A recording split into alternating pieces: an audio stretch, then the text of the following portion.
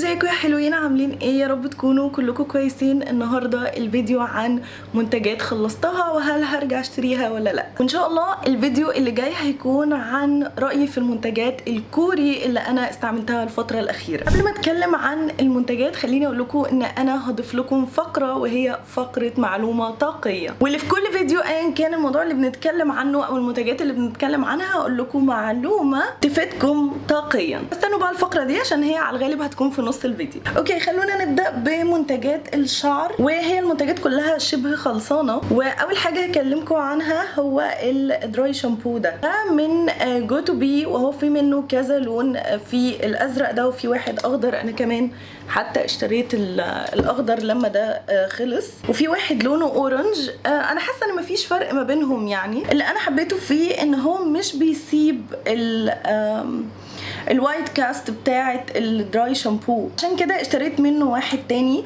فهو مش قوي قوي ولا ان هو مش بيدي افكت، وانا بحب كده. ما بحب الشعر يبقى كأن انا جبت نشا وحطيته عليه. واي دراي شامبو انتوا بس استعملوه مره لو انتوا عايزين تنزلوا كده بسرعه، وبعد كده تغسلوا شعركم بعده عشان ما يطلعلكوش قشره. فده كان اول منتج، وانا اصلا اوريدي اشتريت واحد تاني. المنتج اللي بعد كده وهو الليف ان بتاع شيا موستر، وهو قرب يخلص. هو حرفيا هنا يعني فاضل شويه صغيرين، وده انا اكيد هرجع اشتريه تاني بس لما اسافر، عشان انا مش بلاقيه في مصر. حتى الدراي شامبو انا جبته من دبي، في منه كذا لاين، بس اللي انا جربته اللي هو لونه لبني. ان شاء الله لما اجي اشتري تاني هجرب بقى لون تاني. بيرطب، بيخلي الشعر ما يقصفش، بيخلي الشعر يتسرح اسهل بكتير. ريحته تجنن، ريحته حلوه قوي، البخاخه بتاعته ممتازه. انا هبخلكوا في الهواء عشان تشوفوا. شايفين هو بيبخ حرفيا كانه برفيوم، فانتي مش بتحتاجي ان انتي تحطي ايدك بعد ما بترشيه، لا انا برشه وعلى طول ببتدي اسرح شعري. ممتاز ممتاز ممتاز، من احلى الحاجات اللي انا جربتها لترطيب شعري الفتره الاخيره. وده طبعا ليف ان، يعني بنحطه بعد كده بنسيبه خلاص مش بنغسله. في ناس بتقول ان هو سعره غالي، بس انا شايفه على حجمه هو 237 مللي، مش عارفه ايه الرقم ده الصراحه. بس كنت جايباه تقريبا ب50 درهم على ما افتكر. تقريبا كان ب50 درهم، ب53 درهم حاجه كده. فانا شايفه ان هو بيقعد كتير. يعني انا بقالي 8-9 شهور جايباه او 10 شهور، فانا بيتهيالي ان هو بيقعد كتير قوي، فسعره مش غالي. الحاجه اللي بعد كده للشعر واللي انا حبيتها بس مش هرجع اشتريها تاني لسبب ما، يعني هو السيرم ده من كريستاس. طبعا زي ما انتم شايفين ده انا مخلصه وخالص، مفيش ولا نقطه. مش بيهيش الشعر، وفي نفس الوقت بيدي شاين حلوه قوي للشعر. اكيد زي اي سيرم بيحمي الشعر من الحراره والشمس. بس هل هرجع اشتريه تاني؟ لا.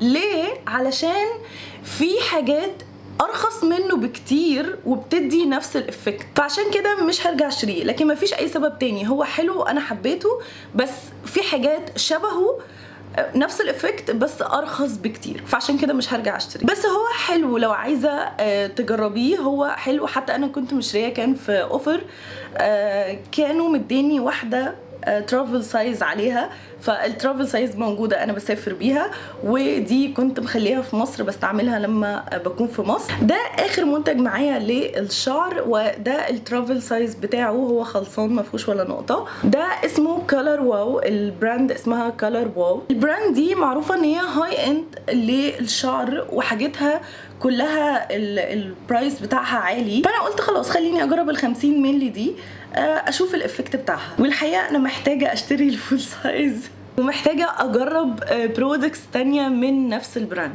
اللي معايا ده اللي هو بيكون فوم خالص، يعني لما بتبخوه من هنا بيبقى فوم. انا صراحه كنت بحطه على ايدي الاول، انت ممكن تحطيه على طول على فروه الشعر، وبيتحط بس على فروه الشعر عشان يدي فوليوم لفروه الشعر بعد ما تعملي شعرك. انا كنت بستعمله حتى قبل السشوار. هو اسمه اكسترا لارج بامب شيل فولمالايزر. في واحد تاني العلبه بتكون سودا مش بيضه، وده بيبقى موس. اوكي، في فرق بين الموس ده فوم، التاني موس. انا برضو عايزه صراحه اجرب الموس. هما الاتنين مفروض ان هما بيدوا زي رفعه للشعر، بيخلوا الشعر ما يهبطش. في كمان في البراند دي منتج اتشهر قوي على التيك توك، هحط لكم صورته هنا. هو زي بخاخ بيتبخ على كل شعر، بيدي لمعه وبيخلي الشعر لما بيتعمل شكله حلو زي كده، زي النجوم لما بيروحوا على ريد كاربت. فبرضو ده الصراحه انا عايزه اجربه، فان شاء الله لما اسافر دبي، لان هما مش موجودين في مصر، ان شاء الله ممكن اروح سيفورا اجرب الفوم. بقى التاني هجرب الموس لان ده الفوم، بس هو الفوم تحفه برضو. وعايزه اجرب البخاخ اللي هو بيدي لمعه للشعر، فده انا اكيد هرجع اشتريه تاني. اوكي، هو في حاجه واحده بس للبشره فخلينا نتكلم عنها، وهي السكراب بتاع كيكو. هو اسمه بور كلين سكراب. ده المفروض ان هو بيعمل تقشير خفيف قوي للبشره، مكتوب عليه لكل انواع البشره، وده للفيس مش للجسم. خليني اقول لكم ان هو حلو، ولكن سعره غالي بالذات على حجمه، وهو بس 75 ملي، فهو حلو بس انا مش هرجع اشتريه، علشان ممكن بنفس السعر تجيبي سكراب برضو يكون خفيف. هو خفيف قوي على البشرة، ريحته ملوش ريحة قوي، بس هو بيقشر البشرة فيزيائيا ولكن بطريقة خفيفة، مش اللي هو بيكحت كده في البشرة وبيعورها، لا هو خفيف قوي. ولكن بنفس الفلوس بتاعته ممكن تجيبي، او بأقل من الفلوس ممكن تجيبي حاجة حجمها اكبر وتقعد معاكي فترة اطول وبرضو تكون خفيفة على البشرة. فعشان كده السكراب بتاع كيكو انا مش هرجع اشتريه تاني. ان احنا تقريبا وصلنا لنص الفيديو، نبدأ اول فقرة معلومة طاقية في التشانل. المعلومة الطاقية بتاعت النهارده واللي ممكن تصدم شويه من الناس، ان انتي مهما اشتريتي منتجات لبشرتك ولشعرك ولجسمك، لو انتي مش حابه الاشياء دي عمرها ما هتتغير. لو انتي مش حابه شعرك عمره ما هيكون احسن، لو انتي مش حابه بشرتك عمرها ما هتكون احسن، لو انتي مش حابه بشره جسمك عمرها ما هتتحسن، مهما استعملتي من منتجات غاليه وكتيره ومشهوره وبتجيب نتيجه مع كل الناس. ان بكل بساطه خلاياكي حاسه بالاحساس اللي انتي حاساه، فانتي لازم تحبي شعرك وبشرتك وبشره جسمك، عشان لما تستعملي منتجات تستعمليها بحب وتجيب معاكي نتيجه. وصدقوني دي مش خرافه، لما هقول لكم معلومه في الفقره دي هكون متاكده منها ومجرباها بنفسي. ويلا بينا نرجع نكمل باقي المنتجات. اوكي، خليني اقول لكم ان باقي المنتجات تقريبا كلها للجسم. خليني ابدا بالغسول ده، وهو غسول للاماكن الحساسه، وهو مشهور قوي في مصر، اسمه جولد. في منه العادي وفي منه ده اللي هو بتاع التفتيح. انا جربت الاثنين، العادي وبتاع التفتيح. ده شكله. خليني اقول لكم ان انا اكيد هرجع اشتري المنتج ده تاني. ليه انا هرجع اشتري المنتج ده تاني تالت ورابع وعاشر؟ اولا سعره حلو جدا، الكميه بتاعته حلوه جدا، مش بيحسس، فعلا بيفتح، بيعادل البي اتش في المناطق الحساسه، فده ممتاز لمنطقه البكيني وللاندر ارم. وبليز يا بنات، الغسول ما تستعملوش اكتر غير من مره واحده بس مثلا في الاسبوع، لكن غير كده بس اغسله بالميه. انت مش محتاجه ان انت تستعمليه 4 مرات 3 مرات في الشهر كله. ما تستعملوش الغسول بتاع الاماكن الحساسه على الفاضي والمليان، او ما تستعملوش كل يوم، لان ده هيجيب لكم التهابات بدل ما يوديها. فانا بس بستعمل الغسول للاماكن الحساسه مره واحده بس في الاسبوع. بس النوع ده صراحه ممتاز، انا مستنيهم ينزلوا كريم منه، بس هو حلو قوي، جربوه هتحبوه. من اكتر المنتجات المصريه اللي انا جربتها ولقيت فيها فرق. وعلى ذكر المنتجات المصريه، حد كتب لي كومنت على الفيديو اللي فات بتاع المنتجات المصريه، ان انا عارفه ان المنتجات المصريه وحشه وان انا بس بعمل دعايه. خليني بس اوضح نقطه صغيره، ان مش كل الشركات المصريه بتبعت لي حاجات عشان اعمل لها دعايه. يمكن الشركات الاجنبيه بتبعت لي اكتر من الشركات المصريه، حتى الوقت اللي ببقى فيه جوه مصر مش عارفه ليه. يمكن الشركات المصريه مش بتحبني، او يمكن مش مقتنعين مثلا بالطريقه اللي بقدم بيها شغلي. فدي اول حاجه. تاني حاجه، انا ايه استفدتي ان انا اكذب؟ يعني هل انا اكذب اعمل حاجه حرام عشان بس اقول لكم ان المنتج ده حلو؟ اذا هي لو شركتي انا مش هعمل كده يعني. لا، لو شركتي يعني قولوا مثلا هيبقى فيه مبرر، لكن انا ايه اللي هيخليني اشكر في منتج ولا انا اللي مصنعاه ولا الشركه بعتهولي ولا انا واخده فلوس مثلا؟ فمفيش فايده اصلا بالنسبه لي. ثالثا، ليه في ناس واخده يعني انتي بتتكلمي عن منتجات مصريه جماعه انتوا مش حابين مصر بكل سهوله ما تتفرجوش على ناس مصريين. انا مصريه وليا الشرف ان انا مصريه. انتوا بتحبوش المنتجات المصريه وما بتحبوش البلوجرز المصريين، ما تتفرجوش عليهم بكل سهوله. بالمناسبه انا بيتهيألي ان البنت اللي كتبت الكومنت هي اصلا مصريه. طيب انت ما حدش جبرك اصلا ان انت تشتري المنتج، يعني ما قلتش روحوا اشتروا المنتجات، انا بس بقول رايي، ورايي اللي اصلا الجمهور طلبوا ان هم عايزين اقول لهم منتجات مصريه انا استعملتها الفتره الاخيره فعملت الفيديو. فالموضوع ابسط من كده يعني يا جماعه، احنا بنتكلم على منتجات وبنتكلم بطريقه بسيطه، الموضوع مش مستاهل دي اعلان وده اعلان.